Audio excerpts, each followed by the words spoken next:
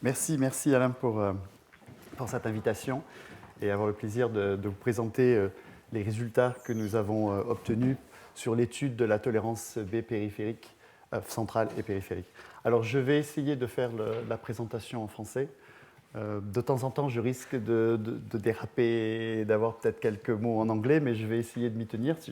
En t'écoutant un peu plus tôt, ça m'a motivé. Je me suis dit, tiens, ça fait 18 ans que j'ai pu présenter les résultats en français, donc voilà. Donc voilà, donc là, je vois qu'a priori, vous avez déjà discuté de ce qu'est un lymphocyte T, même un lymphocyte T régulateur. Donc tout ce que je vais vous dire maintenant va être très simple, mais enfin, c'est comme dans toutes les pièces de théâtre. Il y a toujours acte 1, scène 1, et donc c'est un peu la présentation un peu de tout ce qui se passe. Et ici, ce sont dans les acteurs du système immunitaire, donc Adaptive Immune System. Et donc, les cellules T sont, comme Alain vous l'a dit, se développent dans le thymus. Ils expriment le récepteur T, qui reconnaît des épitopes antigéniques qui sont des peptides, qui sont présentés par le complexe majeur d'histocompatibilité. Et ici, je représente un T CD4 positif. Et surtout les cellules T CD4 sont donc un peu le chef d'orchestre du système immunitaire spécifique. Et c'est pour ça qu'à la limite, T a été choisi pour thymus, mais en fait, ils sont fantastiques. Mais en anglais, c'est terrific.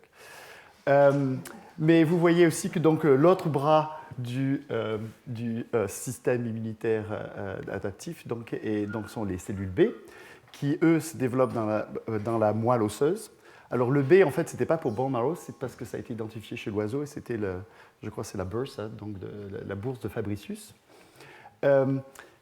Ils expriment aussi un récepteur spécifique qui résulte de la recombinaison des gènes d'immunoglobulines, qui s'appelle le récepteur, donc on appelle le BCR ou le récepteur B, qui en fait, entre autres noms, aussi c'est pour ça, c'est en fait une forme membranaire des immunoglobulines ou des anticorps qui sont sécrétés dans le sérum. Donc c'est le même récepteur qui est exprimé ici à la membrane, qui est appelé donc récepteur B, et qui reconnaît cette fois-ci des antigènes natifs, entiers. C'est-à-dire que là, ce n'est pas simplement la reconnaissance d'un seul petit peptide, ça peut être toute une structure complexe qui est directement reconnue par ce récepteur.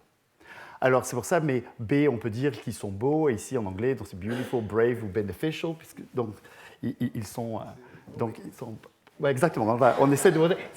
Ici, c'est le bon côté des choses. Malheureusement, tout ça, tout ne se passe pas toujours de façon aussi bien. Et en particulier, dans les cas d'immunité, on voit bien que les lymphocytes T peuvent infiltrer les tissus et être agressifs. Et à ce moment-là, on peut dire qu'ils sont peut-être traîtres. Et à ce moment-là, cette fois-ci, les lymphocytes B produisent des auto-anticorps qui, en particulier au niveau du lupus, peuvent accentuer les phénomènes d'inflammation et de dégâts au niveau des reins et d'autres organes. Et à ce moment-là, c'est peut-être que B, cette fois-ci, va peut-être pour bad, bold and belligerent, donc belligérant, mauvais et hardi, donc assez agressif. Alors, je me suis intéressé depuis longtemps au rôle des lymphocytes B dans l'auto-immunité parce que, en fait, alors qu'on vous a toujours dit que les lymphocytes T sont les chefs d'orchestre, qu'ils contrôlent toutes les réponses, de façon assez surprenante, les résultats ont été beaucoup plus probants pour l'amélioration des conditions des patients avec les maladies auto-immunes en éliminant les lymphocytes B plutôt qu'en éliminant les lymphocytes T. Et si ça a été le cas, c'est parce que Alain vient justement de vous parler que quand vous éliminez les lymphocytes T, vous éliminez les lymphocytes T, mais vous éliminez aussi les lymphocytes T régulateurs. Et donc, des deux, finalement, ça n'améliore pas toujours grand-chose. Il faudrait savoir éliminer plutôt le bon sous-type de lymphocytes. Et donc, ici, il y a des éléments dans la littérature qui avaient déjà montré que les lymphocytes B jouaient un rôle important, par exemple ici, dans le modèle de souris diabétique, le modèle NOD, puisque si vous prenez ces souris et qu'elles sont croisées avec un fond génétique qui empêche le développement des lymphocytes B, ces souris ne développent plus le diabète. Donc en fait, alors qu'elles ont toutes les autres cellules immunitaires, les lymphocytes T et le reste, simplement l'absence des lymphocytes B dans ce système, alors que c'est le diabète qui est connu pour des lymphocytes T qui infiltrent le pancréas, qui détruisent les cellules qui produisent l'insuline. En fait, en l'absence de lymphocytes B, qui n'est pas du tout dans ce scénario, finalement, vous bloquez le diabète. Il y a un autre modèle ici de néphrite qui aussi est dépendant des lymphocytes B. Et plus récemment, j'allais dire maintenant, l'étude chez l'homme a montré que la déplétion des lymphocytes B par cet anticorps monoclonal qui reconnaît la molécule CD20, qui est exprimée sur les lymphocytes B et qui s'appelle donc le rituximab, donc en fait, est maintenant approuvé pour le traitement, en tout cas aux États-Unis, de l'arthrite rhumatoïde et maintenant de la sclérose en plaques. Ce qui montre que effectivement, donc, l'efficacité des thérapies qui éliminent les lymphocytes B dans ces maladies auto-immunes. Maintenant, par exemple, je voudrais préciser par exemple, que dans le cas du lupus, qui est une maladie B, enfin, ou qui était censée être vraiment une maladie où on sait que les auto-anticorps jouent un rôle très important, cette molécule rituximab n'a pas donné de résultats probants. Et on peut peut-être se dire c'est parce qu'en fait, elle élimine les lymphocytes B, mais elle n'élimine pas les plasmocytes, qui sont les cellules qui sécrètent les anticorps, et en particulier les auto-anticorps. Et on peut peut-être se demander si c'est pour ça que finalement, dans le cas du lupus, cette thérapie n'est pas aussi efficace. Alors, dans mon laboratoire, donc, en fait, nous sommes intéressés à comprendre les mécanismes qui gouvernaient l'établissement de la tolérance B chez l'homme. Et pour cela, en fait, on a étudié donc, les fréquences de lymphocytes B autoréactifs dans différentes populations lymphocytaires B au cours de leur développement, ici, donc, dans la moelle et dans le sang d'individus sains. Et voici donc le résultat que l'on a obtenu, donc, où en fait, on s'est aperçu, lorsqu'on a isolé, ce sont les fréquences ici de lymphocytes B que l'on appelle polyréactifs. Alors, qu'est-ce que l'on appelle un lymphocyte B polyréactif? On a en fait 3 antigènes de nature très différente, l'ADN de l'ADN, l'insuline comme une protéine ou l'hypopolysaccharide comme un carbohydrate complexe. Et en fait, vous voyez que ce sont ici, ça représente en fait des anticorps qui sont une reconnaissance promiscuous, c'est-à-dire qu'ils peuvent reconnaître beaucoup de choses à la fois. Et vous voyez que quand on reconnaît beaucoup de choses à la fois, ces clones-là sont éliminés très tôt durant le développement des lymphocytes B. On ne laisse pas ces genres d'anticorps circuler, probablement parce qu'ils reconnaissent beaucoup trop de choses et peuvent être dangereux. Donc, et vous voyez, et on a un deuxième test, ce sont des ELISA, qui nous permet en fait donc qui est en fait un LISA cellulaire de cellules qu'on appelle HEP2, hépatocarcinome, qui lui, du coup, contient un nombre de molécules ou d'antigènes beaucoup plus complexe, beaucoup plus important, et qui permet, du coup, de détecter une proportion de lymphocytes B autoréactifs plus important que ce que l'on obtient quand on teste seulement avec 3 antigènes. Et vous voyez donc que l'on voit bien une première déplétion dans la moelle dès le début donc, de ces B d'anticorps autoréactifs. Et puis, lorsque l'on suit l'évolution de la fréquence des B autoréactifs, on s'aperçoit qu'il y a une deuxième sélection, cette fois-ci entre les cellules que l'on appelle New Immigrant, parce qu'elles viennent de sortir de la moelle. On les appelle aussi les cellules B transitionnelles, et les lymphocytes B matures, qui ont une durée de vie assez longue de plusieurs mois. Et on voyait que donc il y a cette fois-ci une diminution donc, de cette fréquence des anticorps qui reconnaissent ces LISA de cellules HEP2.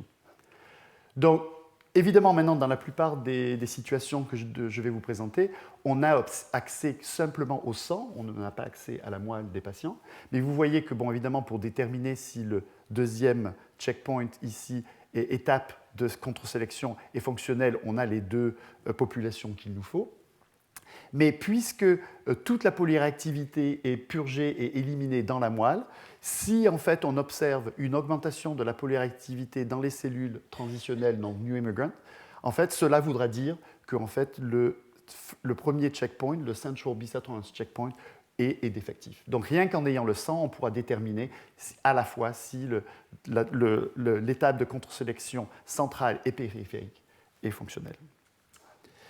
Alors, nous nous sommes intéressés aux mécanismes, c'est-à-dire aux molécules et donc pathways qui contrôlent donc comment est régulé en fait comment sont régulées ces deux étapes de contre-sélection des lymphocytes B autoréactifs.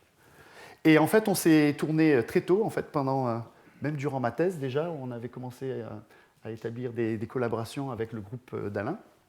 Et donc, quand je suis parti aux États-Unis, en fait, je me souvenais que bon, il y avait des patients très intéressants qui étaient là et qui finalement pouvaient nous donner un axe, peut-être des réponses intéressantes à ce genre de questions, puisque en fait, ce sont des individus qui ont des défauts génétiques particuliers, qu'ils développent ou non des symptômes auto-immunitaires. D'ailleurs, souvent, ils développent des syndromes auto-immunitaires.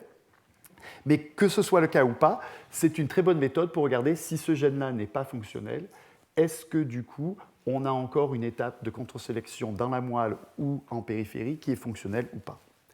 Alors, vous voyez, cette diapo est très chargée, mais c'est pour vous montrer qu'en fait, il y a beaucoup de patients avec des gènes, donc des gènes mutés qui sont caractérisés et où l'on a essayé ici de viser, vous voyez, donc ça c'est le récepteur des lymphocytes B, donc qui visait en fait des molécules dont on savait qu'elles médiaient la fonction du lymphocyte B, qu'elles médiaient aussi la fonction d'autres récepteurs qui s'appellent les Toll-like receptors, qui sont aussi capables de s'associer à certains antigènes, comme par exemple les acides nucléiques, et en même temps aussi d'étudier des molécules qui sont très importantes pour les interactions entre les cellules B, par exemple, et les cellules T, ou simplement d'autres cellules que l'on appelle des cellules qui présentent les antigènes, puisqu'elles font le processing et le présentent à partir du complexe majeur d'histocompatibilité de classe 2. Et ainsi que vous venez de l'entendre, par exemple, des individus qui ont des mutations dans FOXP3 et qui donc n'ont pas de lymphocytes T régulateurs fonctionnels, ou d'autres molécules, je ne sais pas si vous l'avez encore évoqué, par exemple la molécule R, qui est importante par exemple pour l'expression des peptides qui sont exprimés en périphérie, par exemple de l'insuline dans le thymus pour pouvoir sélectionner justement les lymphocytes T qui reconnaissent l'insuline par exemple comme des lymphocytes T régulateurs ou de les déléter. Voici un peu à quoi ressemble, un peu quand on fait ces ELISA, à quoi ressemblent ces courbes. Donc là, vous avez par exemple 2 contrôles des individus sains. Ceci est donc l'anticorps qui est le contrôle positif. Et vous voyez que dans les individus sains, il y a très très peu d'anticorps qui s'associent, qui peuvent reconnaître ces structures et qui sont de faible affinité. Par contre, ici, dans le cas des patients XLA, c'est-à-dire qui ont des mutations dans une molécule qui s'appelle BTK et qui est importante pour la signalisation du récepteur B, vous voyez en fait que là, dans ces cas-là, il y a beaucoup de clones qui sortent de la moelle et qui expriment des anticorps qui sont très polyréactifs, c'est-à-dire qui reconnaissent, en fait, si vous voyez les numéros, ce sont les mêmes, ceux qui sont les plus forts pour tous les antigènes. Donc en fait, des anticorps qui ont une reconnaissance pas très spécifique, mais qui colle un petit peu à tout. Donc maintenant, au lieu de vous montrer tous ces ELISA, maintenant je vous fais cette diapositive, en fait, résume 15 ans d'études, puisqu'à chaque fois, pour chaque gène muté, c'est en gros 3, 4 ou 5 patients étudiés à chaque fois. Et donc je représente ici sur cette photo toutes les molécules en rouge sont en fait les molécules qui, quand elles sont mutées, abrogent la tolérance B centrale. C'est-à-dire que quand les molécules sont en rouge, il y a beaucoup de lymphocytes B autoréactifs qui quittent la moelle et qui sont capables d'aller dans le sang. Et à ce moment-là, vous voyez que toutes ces molécules en fait, sont exprimées dans les lymphocytes B et que ce sont des molécules en fait, qui sont importantes pour la signalisation du récepteur des lymphocytes B, mais aussi apparemment, potentiellement, la signalisation de ces Toll-like receptors. Au contraire, toutes les molécules qui sont représentées en gris sont des molécules qui, quand elles sont mutées, ne donnent pas de défaut de contre-sélection des lymphocytes B autoréactifs dans la moelle. Et vous voyez que cette fois-ci, les lymphocytes T régulateurs n'ont rien à faire dans le contrôle de la tolérance centrale, ni même les lymphocytes T tout court, puisque par exemple, on a obtenu des patients qui ont une mutation dans la molécule CD3, et quand il y a une mutation dans la molécule CD3, il n'y a pas le récepteur T ne peut pas signaliser, et donc les lymphocytes T ne se développent pas dans le thymus, il n'y a pas de lymphocyte T qui sort du thymus. Vous voyez que sans aucun lymphocyte T, les lymphocytes B savent très bien ce qu'ils doivent faire pour éliminer les clones autoréactifs dans la moelle. Et au passage, la présentation des antigènes, ou par le processing et le complexe majeur d'histocompatibilité, lui aussi ne joue pas un rôle dans la contre-sélection des lymphocytes B autoréactifs. Et donc en fait, on pense vraiment que cette régulation est intrinsèque aux lymphocytes B, et que, comme Alain vient juste de vous le montrer avant pour les T régulateurs et en fonction de l'affinité du TCR, qu'ils deviennent donc déplétés ou T régulateurs, pour les lymphocytes B, c'est un peu pareil.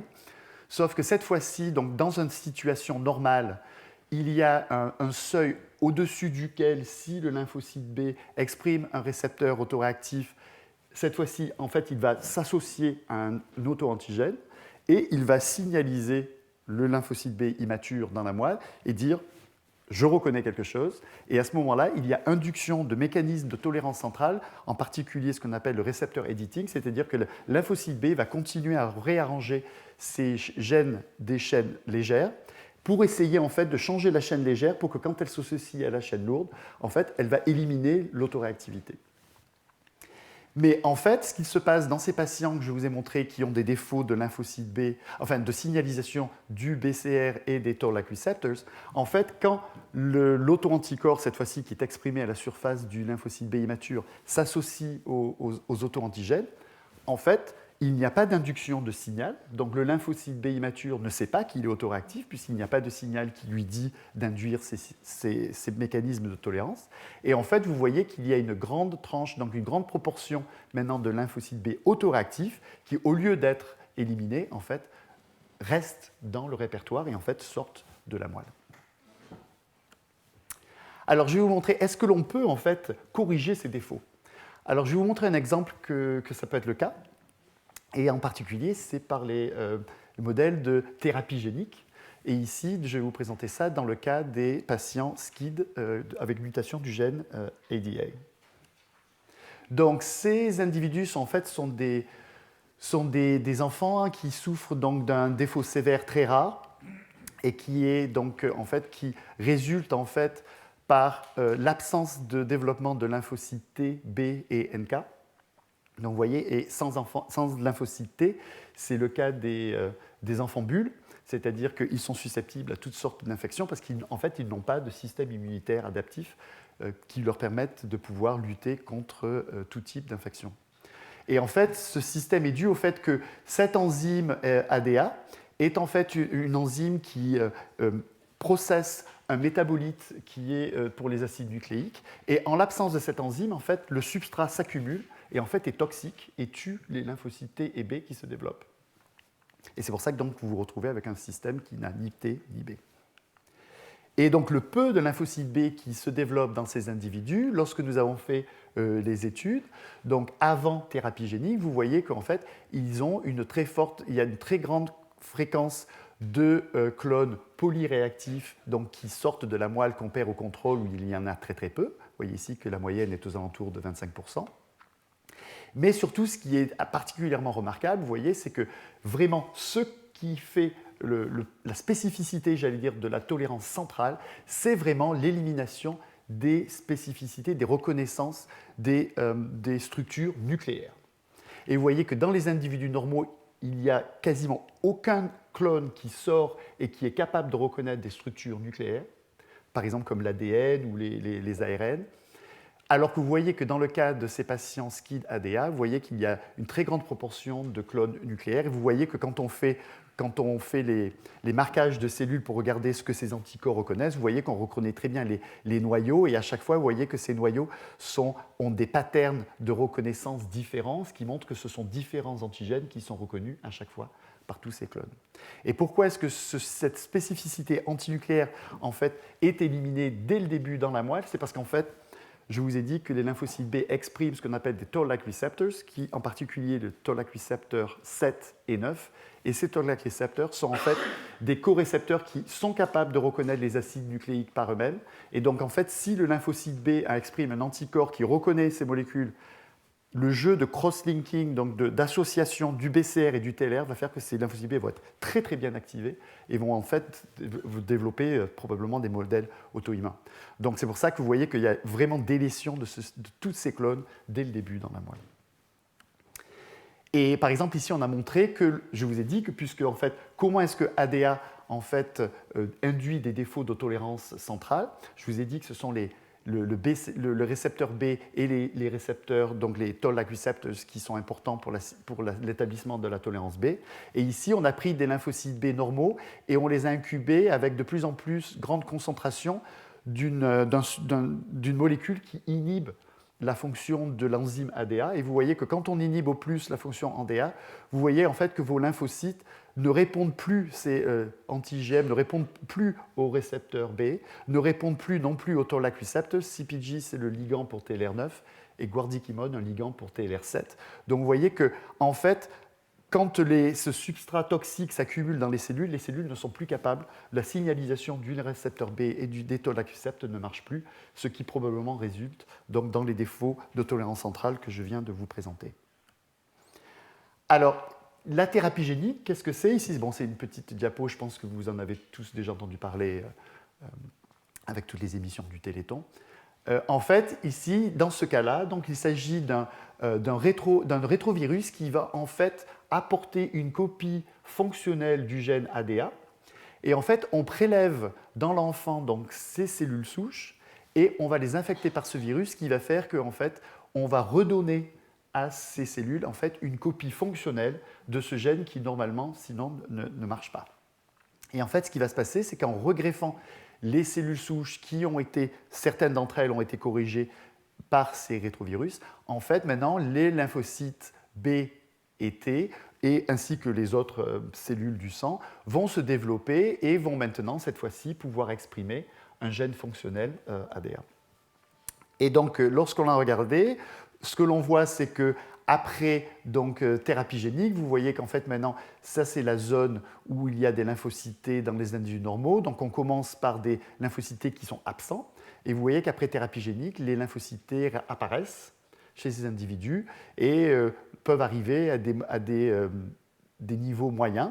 Pour les lymphocytes B, il semble que c'est peut-être un petit peu moins efficace. Vous voyez que là, c'est dans la zone basse, mais bon, on arrive à peu près encore à avoir l'apparition de lymphocytes B. Et ici, ce sont les lymphocytes T qui expriment tous la molécule ADA. Et vous voyez qu'en fait, ils l'expriment presque tous, alors que dans les B, il y a une partie encore des lymphocytes B qui ne sont pas tout à fait corrigés. Certains peuvent se développer en l'absence de la production de la molécule ADA. Mais bon, voilà la diapositive maintenant qui nous intéresse maintenant, c'est-à-dire est-ce que la thérapie génique peut corriger les défauts de tolérance centrale? Et la réponse est oui. Vous voyez que dans tous les patients, en fait, il y a une très grosse diminution maintenant de la production d'anticorps, de cellules B polyréactives, ce qui suggère qu'il y a une amélioration de cette étape de contre-sélection de ces clones. Mais surtout, je crois que ce qui est quand même le plus marquant, c'est qu'il n'y a plus aucun, quasiment, cellule B qui sort de la moelle et qui est capable de reconnaître des structures nucléaires. Et vous voyez que maintenant, toutes les structures qui sont reconnues sont des structures cytoplasmiques dans un système qui est normal quand on voit des fois des structures ici, mais il n'y a plus aucune, maintenant, lymphocyte B, après correction par thérapie génique, qui reconnaît ces structures nucléaires, qui étaient le caractéristique donc, des patients avant gène thérapie. Donc, je vous ai parlé un petit peu maintenant d'abord de la tolérance centrale. Maintenant, quelles sont les molécules et les cellules ou les chemins de signaling qui sont capables donc d'établir la tolérance B périphérique, c'est-à-dire le deuxième checkpoint, celui qui s'opère non pas dans la moelle, mais en périphérie. Et je les ai représentés ici en bleu. Et vous voyez en fait ici maintenant que ce n'est plus du tout la même histoire et que ce sont des mécanismes complètement différents qui contrôlent l'élimination des lymphocytes B autoréactifs en périphérie par rapport à ce que l'on avait vu d'abord en rouge dans la moelle.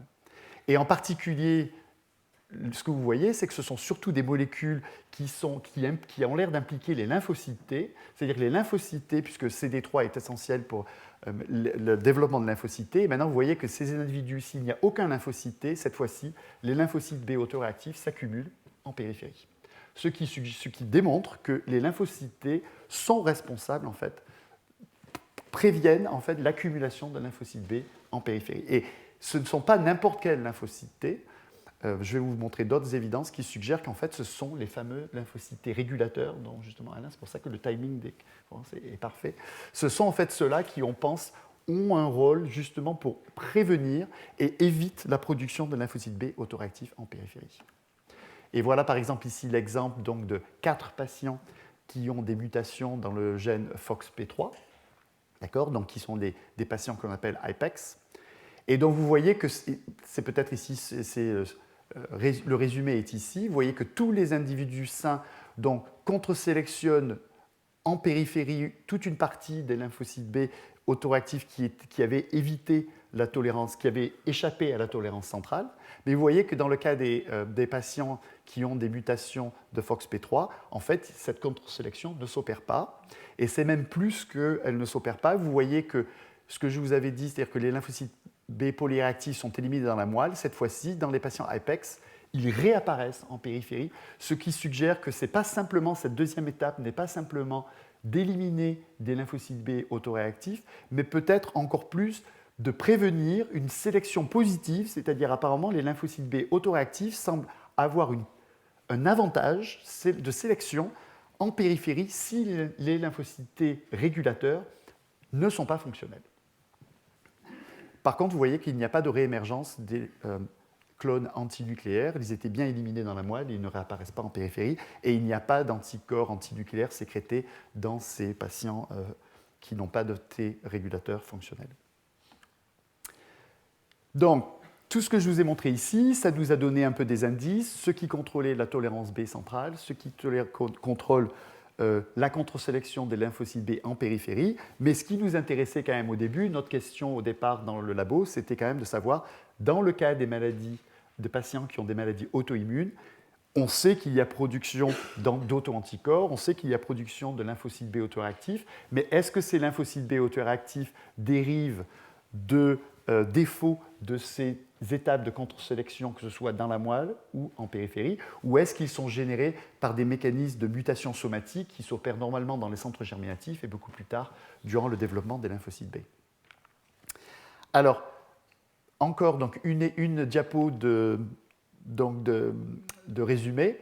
Ce que je voulais dire, c'est que la plupart de ces patients ont tous été recrutés alors qu'ils n'étaient pas traités, pour éviter évidemment justement l'influence du traitement qui pourrait influencer nos résultats. Et donc en fait, ce que je peux vous dire, c'est que pour l'instant, quasiment tous les patients avec les maladies auto-immunes, c'est-à-dire le diabète juvénile, l'arthrite rhumatoïde, le lupus, la sclérodermie et le syndrome de Sjögren, tous ces individus ont des défauts de tolérance centrale, c'est-à-dire que tous ces patients ne sont pas capables de en fait, reconnaître les auto-antigènes dans la moelle, et tout du moins, il doit y avoir des problèmes de signalisation qui font qu'en fait, ils ne voient pas bien ces auto-anticorps, enfin ces auto-antigènes, et en fait, ils autorisent tous ces lymphocytes B autoréactifs à passer dans le sang. La seule maladie auto-immune pour l'instant où nous avons vu que dans la majorité des cas, 5 sur 7, les patients n'avaient pas de défaut de tolérance centrale, sont en fait les patients atteints de sclérose en plaques, où donc là, il semble qu'il n'y a pas de défaut de tolérance centrale. Mais je vous ai dit que pourtant, les thérapies qui éliminent les lymphocytes B donnent des effets très positifs, donc très bénéfiques dans les patients qui ont la sclérose en plaques. Donc pourquoi ? Et en fait, il s'avère que pour les patients de la sclérose en plaques, le défaut est un défaut spécifique qui est le défaut de la deuxième étape de contre-sélection. Vous voyez, tout était OK pour la plupart des patients en sclérose en plaques dans la moelle, mais dès qu'on sort en périphérie, maintenant, il y a des défauts. Donc ça, en fait, ça ressemble à ce que je vous ai montré pour les patients qui ont des défauts de lymphocytes T régulateurs. Et pour tous les autres, il y a aussi probablement, il a été déjà décrit dans la littérature, des défauts potentiellement de lymphocytes T régulateurs aussi. Et donc, vous voyez qu'en fait, tous les patients qui ont des maladies auto-immunes, ils sont tous caractérisés par une production, par une absence d'élimination des lymphocytes B autoréactifs qui s'accumulent dans leur sang. Et on pense que c'est ça qui, en fait, permettrait le développement des maladies auto-immunes, parce que vous voyez, comparé à des contrôles, vous avez 2 à 3 fois plus de lymphocytes B autoréactifs. Et là, je parle que de la quantité. Il y a évidemment aussi des phénomènes de qualité qu'on a du mal à apprécier avec les méthodes que nous utilisons pour faire ces analyses. Mais vous voyez que dans ces cas-là, on pense que cette grande proportion de lymphocytes B autoréactifs peuvent en fait justement maintenant reconnaître des antigènes du soi et pouvoir les présenter aux lymphocytes T, et nous pensons que en fait, elles sont un peu peut-être les initiateurs ou les instigatrices, en fait, justement, du début des phénomènes auto-immuns qui se passent chez ces patients. Alors, maintenant, est-ce que ces défauts que je vous présente, même si je vous ai dit que les patients, on les avait recrutés alors qu'ils n'étaient pas traités, ce qui veut dire que souvent on les a recrutés alors qu'ils venaient d'être diagnostiqués, est-ce qu'en fait ces défauts sont primaires ou secondaires à la maladie? Puisqu'évidemment, quand on a déjà ces patients, ils ont déjà eu souvent des productions d'auto-anticorps pendant des années. Et en fait, on a eu une réponse en étudiant un variant d'un gène qui est très associé à ces maladies auto-immunes et qui s'appelle PTPN22, qui est une phosphatase. Alors, je peux vous dire que quand le gène est sorti, la tête que vous faites, c'était la même pour la mienne, parce que je n'en avais jamais entendu parler non plus. C'est un gène qui est devenu un peu plus connu à cause de cette association, justement, par les maladies auto-immunes. En fait, ce qui s'est passé, c'est que des études ont essayé de voir quels sont les variants de gènes qui s'associaient préférentiellement dans les individus qui développaient les maladies auto-immunes. Le premier gène dont on savait, c'était les gènes du complexe du majeur, des complexes du MHC. Mais le deuxième gène qui sort en haut de la liste et qui favorise les maladies auto-immunes, en fait, c'est ce gène PTPN22, et en particulier un variant de ce gène qui augmente, qui en gros quasiment double votre chance de développer des maladies auto-immunes, mais pas n'importe quelle maladie auto-immune, l'arthrite rhumatoïde, le lupus et le diabète juvénile, mais pas la sclérose en plaques. Ce gène, en fait, il n'est pas si rare que ça. Ce variant, j'allais dire, le variant de ce gène n'est pas si rare que ça, puisque en fait, il représente entre 3 à 12% donc des individus européens. Et il y a un gradient nord-sud, c'est-à-dire que si vous êtes si vos ancêtres sont plutôt scandinaves, vous allez avoir entre plutôt 12 à 15% de chances d'avoir ce variant. Par contre, si vous êtes d'origine plutôt italienne, alors à ce moment-là, il y en a très très peu, il y a plutôt que 3%. En France, on est à peu près aux alentours de 7-8%. Et en fait, il s'avère que ce variant semble en fait produire une phosphatase qui n'est pas tout à fait, qui n'est pas normale et qui en fait bloque un peu la signalisation du lymphocyte T, mais aussi, de façon intéressante, potentiellement du lymphocyte B. Évidemment, quand je vous ai dit que la signalisation du lymphocyte B était importante pour la sélection des lymphocytes B, vous voyez où je veux en venir.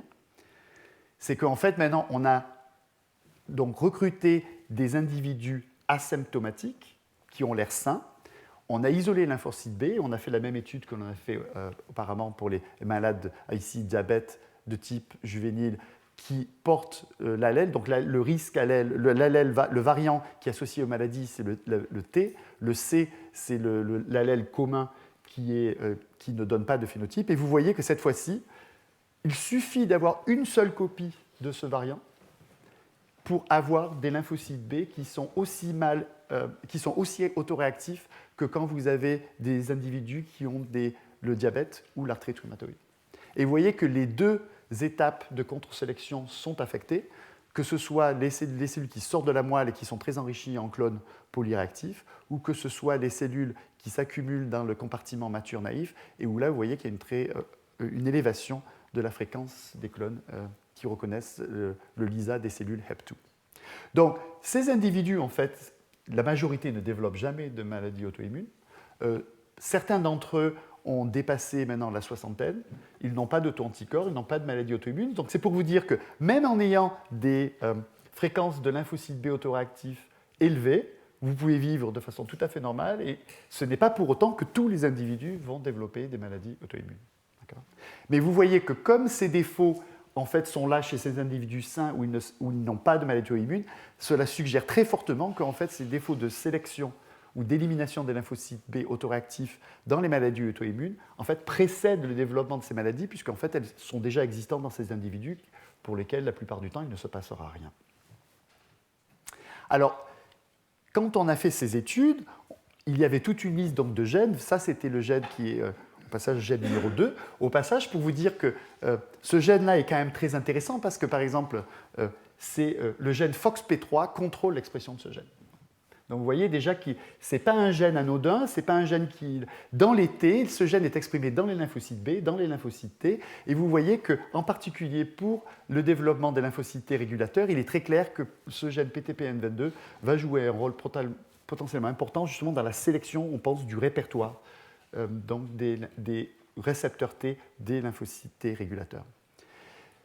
Et donc, dans la liste, après, il y avait toute une liste d'autres gènes. Donc, le complexe majeur d'histocompatibilité est en numéro 1, PTPN22, justement, était en numéro 2. Puis après, il y a toute une autre liste. Donc, on s'est dit, ben, évidemment, on va tester tous les autres gènes qui sont associés à ces maladies génétiques, tous ces variants, et on va probablement trouver la même chose, que donc, il va y avoir des défauts.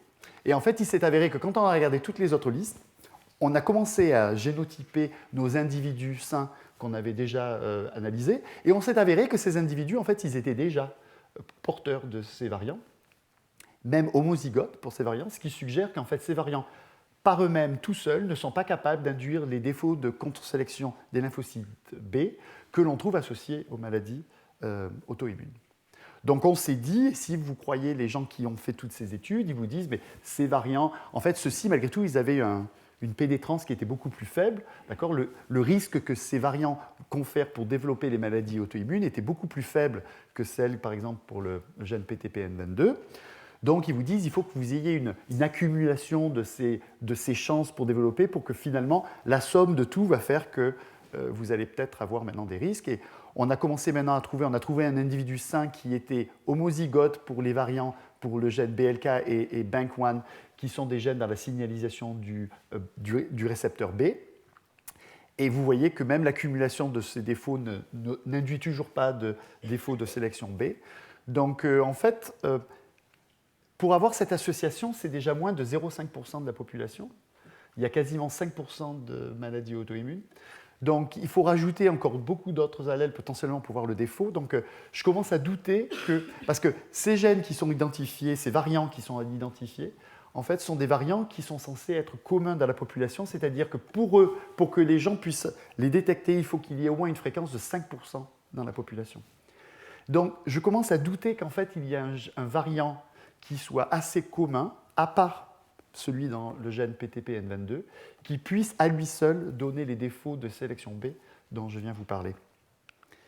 Donc, quelque part, si ce ne sont pas des gènes communs qui donnent qui augmentent vos chances de développer les maladies auto-immunes, c'est peut-être parce que ces gènes sont rares. Et je vais vous donner des exemples.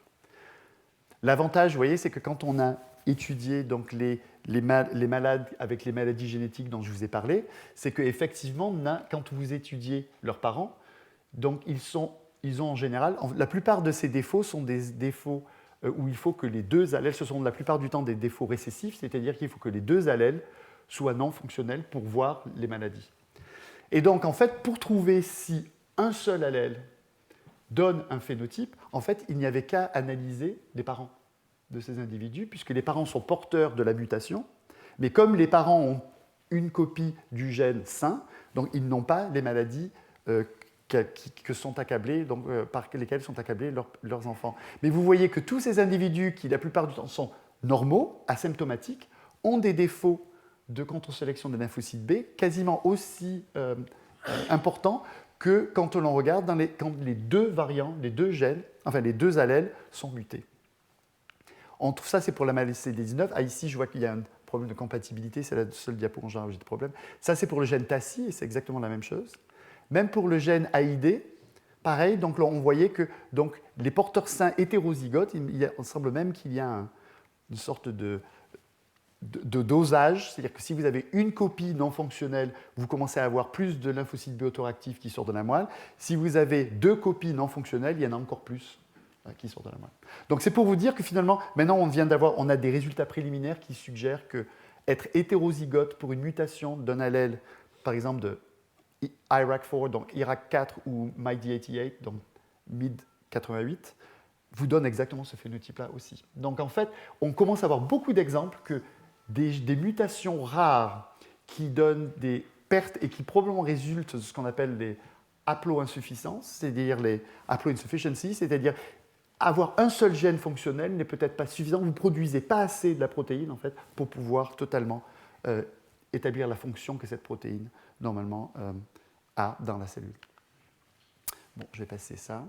Donc, maintenant, je vous ai montré... tout ce que je vous ai montré, en fait, ça a été par l'étude de patients qui ont des déficits immunitaires ou des maladies auto-immunes.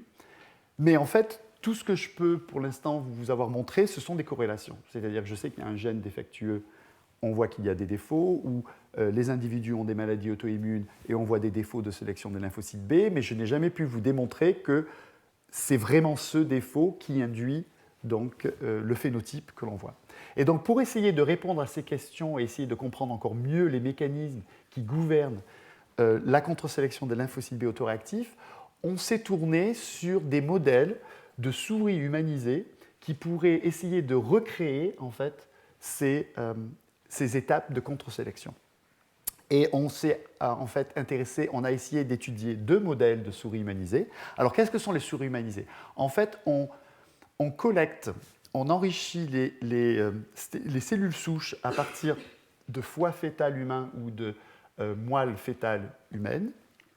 Et en fait, on les greffe dans des souris qui sont des souris qui n'ont pas de système immunitaire.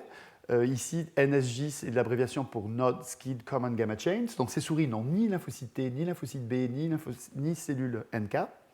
Et en fait, en greffant ces cellules souches dans les souris, en fait, ces cellules souches vont se développer et vont produire des lymphocytes T et des lymphocytes B humains dans la souris. Et donc, là, c'est donc le premier modèle. Et le deuxième modèle, donc comme je vous ai montré qu'on pensait que les lymphocytes T régulateurs pouvaient être importants pour la régulation de la deuxième étape de contre-sélection des lymphocytes B en périphérie, donc les lymphocytes T normalement se développant dans le thymus, on s'est dit que ce serait peut-être intéressant de greffer une petite partie donc, du thymus fœtal que l'on récupère en même temps que les cellules souches dans ces souris pour qu'à ce moment-là, les lymphocytes T qui vont se développer vont pouvoir se développer cette fois-ci sur le thymus humain, au lieu dans ce cas-là ici où ils vont se développer dans le thymus murin. Et après 3 à 4 mois, les lymphocytes B et T se développent et on peut à ce moment-là analyser donc, comment s'effectue la sélection des lymphocytes B. Alors c'est pour vous montrer un exemple. Vous voyez, on met une toute petite partie de thymus et vous voyez, bon ça évidemment c'est la plus belle photo qu'on a, donc je ne vais pas vous montrer le plus moche. Mais c'est pour vous dire que quand on met une toute petite bout de thymus, on peut avoir un thymus qui se développe et qui, vous voyez en dessous là, c'est en fait le rein de la souris. Donc vous voyez qu'on peut avoir un thymus qui est encore plus gros même que le rein de la souris. Et ce thymus est fonctionnel parce que vous voyez, quand on isole les lymphocytes de ce thymus, on voit qu'il y a beaucoup de lymphocytes T. La majorité des lymphocytes T sont ce qu'on appelle les lymphocytes T double positifs, c'est-à-dire qu'ils expriment les molécules CD4 et CD8, ce qui est caractéristique des lymphocytes T immatures. Donc les lymphocytes T se développent bien dans ce greffon humain.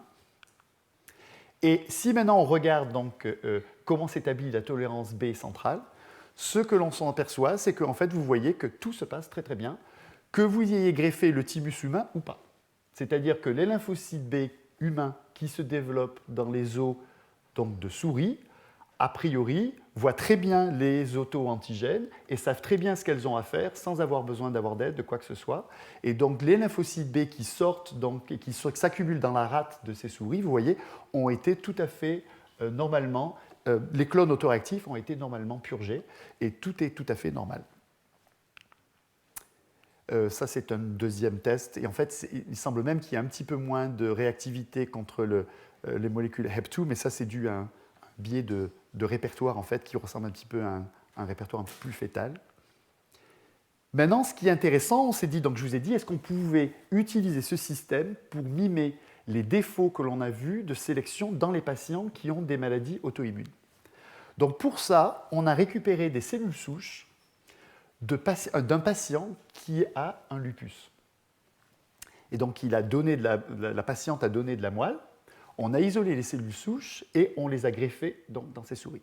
Mais entre-temps, on a aussi obtenu en même temps le sang de cette patiente et vous voyez que quand on a fait l'analyse de la tolérance centrale dans le sang de cette patiente, vous voyez que les lymphocytes B ne sont pas sélectionnés normalement, ce que je vous ai déjà démontré avant pour 3 patients lupiques, que l'on utilise soit le test de polyréactivité ou le test de HEP2, à chaque fois, vous voyez qu'il y a une élévation de la fréquence des clones autoréactifs.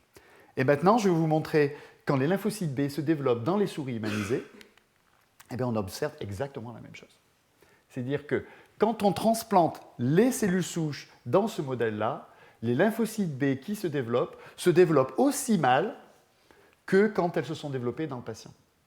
Alors, c'est un résultat. Alors là, c'est pour l'instant, je vous en présente, c'est qu'une seule, d'accord? Donc, vous pourrez dire que ce sont des résultats préliminaires, mais c'est quand même assez important dans le sens où, dans les patients qui ont le lupus, il y a beaucoup on pourrait dire que peut-être ces défauts résultent de la production de cytokines inflammatoires ou de la présence d'auto-anticorps, de complexes humains, etc. Alors vous voyez que dans ces souris-là, il n'y a pas du tout d'inflammation, il n'y a pas d'auto-anticorps, il n'y a rien. Et vous voyez que malgré tout, tout se développe toujours aussi mal. Oui? Et sur plusieurs générations, ça donne quoi ces souris? Ça génère...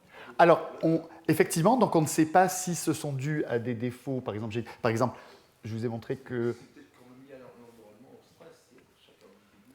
Alors, pour l'instant, on a des évidences qui suggèrent que, par exemple, si vous êtes... Alors justement, on ne sait pas encore... On a des évidences qui suggèrent, par exemple, que vous avez des allèles qui favorisent, par exemple, pour le PTPN22. Si les cellules souches ont le PTPN22, tout va mal. Donc, une fois de plus, ça montre cette fois-ci un défaut génétique, c'est-à-dire que là, vous avez un variant qui est associé à l'autoimmunité et par lui-même suffit pour vous donner le défaut. Parce qu'à capital oui. Génétique identique, oui. Ce qui va faire que l'une va développer, je pense que c'est beaucoup lié à l'environnement. Alors, avec l'histoire. Peut-être pas. Il va falloir qu'on le teste, et c'est justement ça l'idée. Ce que je vous ai montré ici, c'était le lupus. Je vais vous montrer un autre exemple. C'est on a eu des cellules souches d'un patient qui a le diabète juvénile, exactement le même défaut, alors que tout le reste, je vous ai dit, c'est là. Ici, par exemple, c'était cette fois-ci de la moelle d'un adulte. Vous voyez qu'avec la moelle d'un adulte, c'est aussi normal, mais dès qu'on met encore des cellules souches, cette fois-ci d'un patient diabétique, vous voyez que les lymphocytes B, une fois de plus, ne se développent pas normalement dans la moelle. Donc clairement, il y a... Alors maintenant, ce qui nous intéresse, effectivement, c'est que du coup, comme maintenant on a des modèles où on récapitule les défauts qui sont associés à ces maladies auto-immunes, maintenant, effectivement, ce qui nous intéresse le plus, ça va être d'essayer d'utiliser des stratégies pour corriger ces défauts. Et on a déjà effectivement isolé une molécule qui nous permet de rendre un individu qui est comme ça, de le rendre comme ça. Donc, on est en train de tester encore plus maintenant ces molécules, mais c'est pour vous dire qu'on va pouvoir peut-être influencer à la source donc, ces défauts. Bon, là, on va essayer de faire celui-là. Ça va, c'est bon? Donc, je vais vous montrer aussi maintenant qu'on peut essayer de manipuler le système. C'est-à-dire, maintenant, je vous ai dit que donc, MyD88, c'est une molécule donc, c'est une molécule qui est très importante pour la signalisation donc des Toll-like receptors. Et on a publié récemment qu'en fait, donc le pathway qui fait la signalisation de ces récepteurs, en fait, sont intégrés avec ceux du récepteur B. Et donc, je vous ai dit que les patients qui avaient des défauts donc, du gène MyD88 avaient des défauts de tolérance B centrale, c'est clair. Et je vous ai dit que c'était B intrinsèque, mais je ne vous ai jamais démontré ça. Parce qu'en fait, MyD88 est exprimé dans toutes les cellules. Donc, est-ce que c'est vraiment dans les lymphocytes B qu'il faut qu'il y ait MyD88 ou est-ce que c'est un défaut de MyD88 dans un autre type cellulaire et que finalement les défauts sont de conséquence? Donc, pour en fait répondre à la question est-ce qu'il faut vraiment que MyD88 soit exprimé dans le lymphocyte B pour que la contre-sélection des clones autoréactifs se produise normalement, en fait, on a développé une stratégie, justement avec ces souris humanisées, où en fait, donc, on a les cellules souches, et en fait, ces cellules souches, on va les infecter. C'est en fait la même stratégie que pour la thérapie génique. Mais cette fois-ci, au lieu d'essayer de guérir ou de rendre une copie normale du gène, cette fois-ci, ce qu'on va faire, c'est qu'on va éliminer l'expression d'un gène. Et la façon dont on l'élimine ici, c'est en fait par l'expression de ce qu'on appelle les short herpin RNA, c'est-à-dire des ARN de petite taille qui s'associent aux ARN d'un gène spécifique et qui font la dégradation de cet ARN. Donc, du coup, la cellule n'exprime plus la molécule d'intérêt. Et donc, évidemment, pour reconnaître un peu, j'allais dire, nos petits, parce que toutes les cellules souches ne sont pas marquées, il y a donc cette fameuse molécule, donc green fluorescent protein, cette molécule qui fluoresce en vert, qui est souvent utilisée comme stratégie. Donc en fait, les cellules qu'on va sélectionner qui seront vertes n'auront plus l'expression ou auront une expression très diminuée donc, de MyD88 par rapport à la même souris, où les cellules blanches, donc eux, auront une expression de MyD88 normale. Donc voilà ce que l'on obtient. On isole les cellules des souris et vous voyez qu'effectivement une certaine proportion de lymphocytes B donc de ces souris exprime la GFP et une autre proportion ici ne l'exprime pas. Et donc on a isolé ces deux types de cellules pour vérifier maintenant si on isole ça, si on regarde la contre-sélection des lymphocytes B autoréactifs, est-ce qu'ils sont éliminés ou pas. Déjà ce que l'on a observé, c'est que les cellules qui n'expriment pas, ou tout du moins qui expriment moins MyD88 et donc qui expriment la GFP, ne répondent pas aussi bien aux stimulations par les Toll-like receptors que les cellules qui l'expriment. Vous voyez en particulier ici pour Toll-like receptor 9, vous avez une bonne uprégulation, une bonne activation par l'expression de CD25 et un peu de TACI ici. Vous voyez qu'ici, dans TELR9, il y a de l'activation. Dans les cellules qui viennent de la même souris, il y a beaucoup moins d'induction, d'activation que ce que l'on voit quand MyD88 est exprimé. Et maintenant, quand on regarde en fait ce qui se passe, vous voyez que maintenant, si on abolit l'expression ou qu'on diminue l'expression de MyD88, vous voyez maintenant que l'on augmente la fréquence des lymphocytes B autoréactifs comparé à dans la même souris, les cellules qui n'expriment pas le shRNA et qui, eux, donc, ont des fréquences de clones autoréactifs qui sont beaucoup plus faibles. Et ce n'est pas dû simplement à un phénomène qui n'est pas spécifique, puisque si cette fois-ci on transduit les cellules souches avec un shRNA qui ne code pour rien, enfin qui est scramble, c'est-à-dire qui n'est pas spécifique pour MyD88, vous voyez qu'il ne se passe rien. Donc vraiment, ces résultats indiquent qu'en fait, il faut vraiment que la molécule MyD88 et donc les Toll-like receptors doivent fonctionner dans les lymphocytes B qui se développent pour pouvoir éliminer ces lymphocytes B autoréactifs.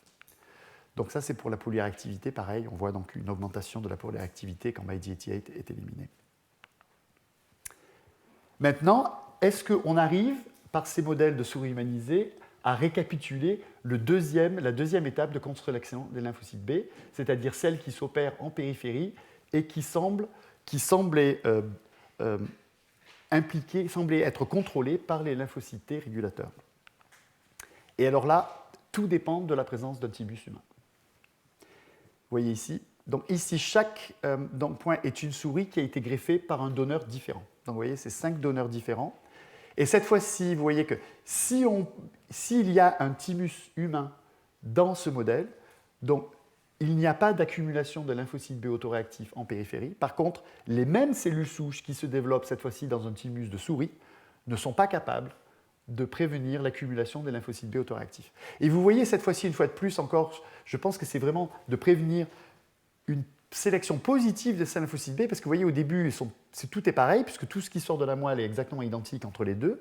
Et ici, vous voyez qu'il y a peut-être une légère diminution, mais ce qui est clair, c'est que quand les lymphocytes T ne se développent pas dans le thymus, cette fois-ci, vous avez les lymphocytes B autoréactifs sont favorisés donc, et s'accumulent en périphérie dans ces souris. Donc ça, c'est en utilisant l'ELISA pour la reconnaissance des ELISA HEP2. Et vous voyez que pour la polyréactivité, c'est exactement pareil. Donc il y a accumulation de clones polyréactifs en périphérie, alors que la présence d'un thymus humain permet l'élimination ou prévient l'accumulation de ces lymphocytes B autoréactifs. Alors, vous allez me dire, oui, mais peut-être parce que les lymphocytes T régulateurs ne se développent pas aussi bien dans les deux modèles.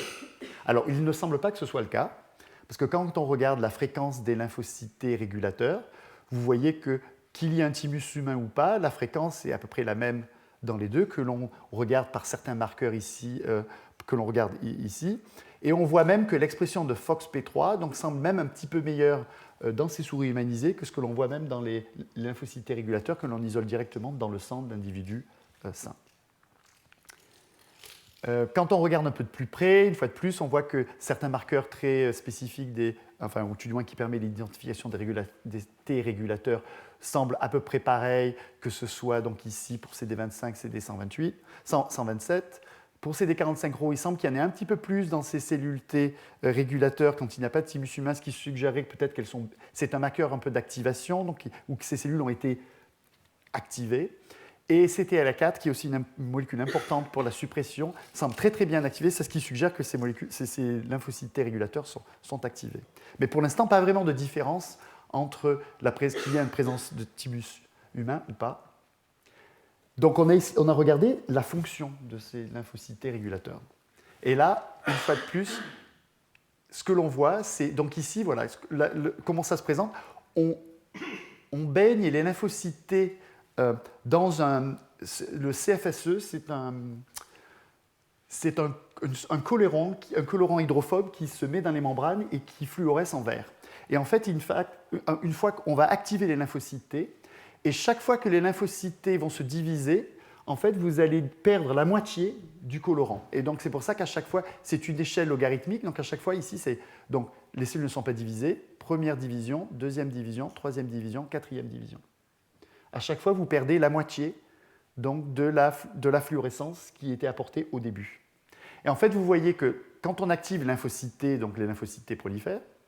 Si on met maintenant des T régulateurs qui sont isolés d'un individu sain, vous voyez qu'il n'y a plus de prolifération, donc ils bloquent ces proliférations.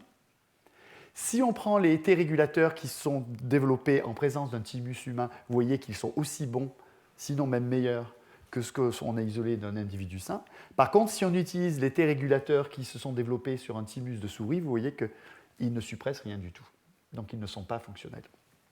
Et donc ça, c'est ici, c'est donc le résumé de ces expériences. Vous voyez qu'en fait, dans un système autologue, c'est-à-dire les régulateurs viennent des souris NSG, les T-responders viennent des souris NSG, vous voyez qu'en fait, ces régulateurs ne suppressent pas la prolifération des T, alors que ceux qui se sont développés sur un thymus humain sont tout aussi bons que ceux qui se sont développés, donc qui sont isolés dans les individus sains. Quand on teste les T régulateurs sur les T responders qui sont isolés d'individus sains, vous voyez qu'en fait, on reproduit exactement le même scénario ici. Et ici, c'est pour vous montrer comme contrôle que si on prend des T régulateurs qui sont isolés de sang d'individus asymptomatiques, eux, évidemment, sont toujours capables de suppresser donc, la prolifération même de ces T qui, ici, ne sont pas capables d'être suppressés par les T-reg, donc de ces souris qui se sont développés dans des thymus murins. Bon, donc, une fois de plus, ça suggère, comme ce qu'on avait vu avant, qu'il semble qu'il faut des T régulateurs fonctionnels pour pouvoir prévenir l'accumulation de lymphocytes B autoréactifs en périphérie. Mais on n'a toujours pas répondu à la question, est-ce que ce sont vraiment les T régulateurs qui sont responsables du contrôle de ce checkpoint? Alors, ce qui est bien, c'est que maintenant, justement, dans ces souris humanisées, on peut injecter des molécules, on peut faire des systèmes. Et justement, là, on a injecté donc, l'anti-CD25 qui permet en fait de dépléter donc, spécifiquement les lymphocytes T régulateurs dans ce modèle. Et donc ici, on a collecté du sang de la souris humanisée donc, avant traitement. Et les T régulateurs sont ici, vous vous souvenez, ils expriment FOXP3 et ils expriment CD25, donc ils sont là. Et vous voyez qu'après traitement, on les a éliminés, alors que le reste des lymphocytes T, parce que c'est ici, donc sur les CD3, CD4, ce sont donc les lymphocytes T, le reste des lymphocytes T est bien là. On n'a éliminé que les lymphocytes T régulateurs.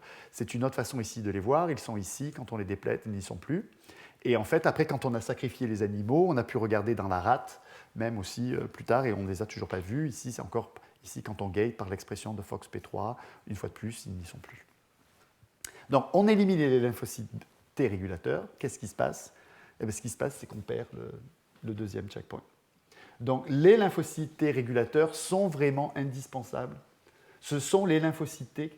Quand je vous disais qu'au début, quand on greffait un thymus humain, donc là, tous les lymphocytes T se développent dedans, qu'ils soient régulateurs ou pas. Mais vous voyez que c'est simplement en éliminant les lymphocytes T régulateurs que ça revient à ne pas avoir de thymus humain du tout dans ces souris. Et en fait, donc, ce qui vraiment démontre que ce sont les lymphocytes T régulateurs qui empêchent l'expansion des lymphocytes B autoréactifs dans le compartiment naïf de ces souris.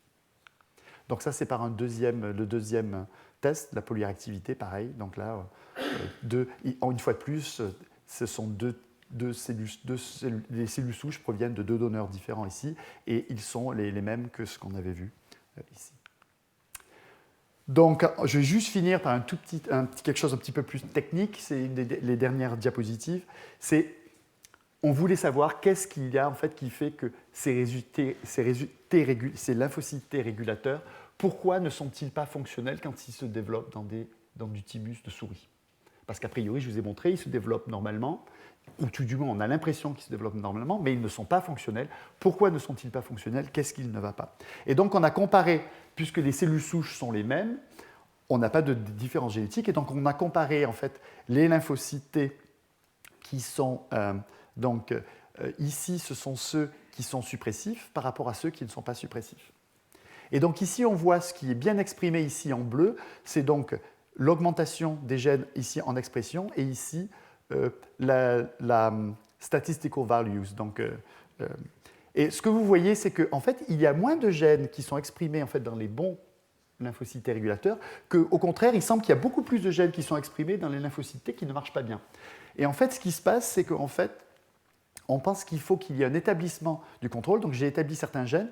Ces gènes-là, en fait, sont connus, en particulier PDK1, qui sont connus pour intégrer justement les signaux qui arrivent par le TCR et CD28 qui sont essentiels pour la formation, pour l'éducation des lymphocytes T régulateurs.